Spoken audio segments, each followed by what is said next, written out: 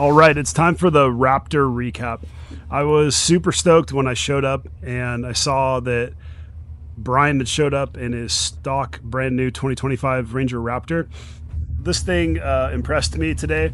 You got to remember, it's got a long wheelbase. It sits really low, and he doesn't have rock sliders, but he does have the factory side steps, and he hasn't put any skid plates on yet. And so I was a little nervous about hitting something plastic underneath, like the trans pan or the gas tank, but he was good. It's a lot of fun. Climbed everything, never got stuck. So had to have a spotter a couple times, but that's just to make sure I still have a front bumper. This water doesn't even look that deep because the Raptor is only on 33s, and it's, I don't know, not even halfway up his tires maybe. And yeah, he did fine. I was worried about how low it sat and how deep this water can get, but he was totally good and got through this next obstacle just fine. Okay. Try to go this way a little. Yep, right there. Okay. Slowish.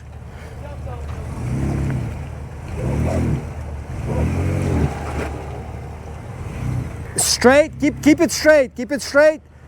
And in a minute, you can start turning this way.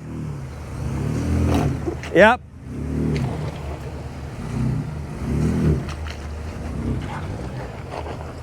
All right. Everybody else go up a hill. I thought it was cool that Voss put him on this line. I have never even taken this line, never realized it was there. Yep.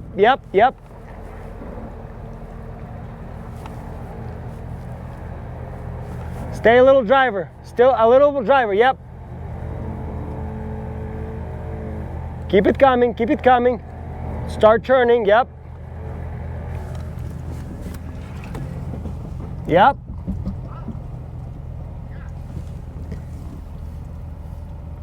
Yep.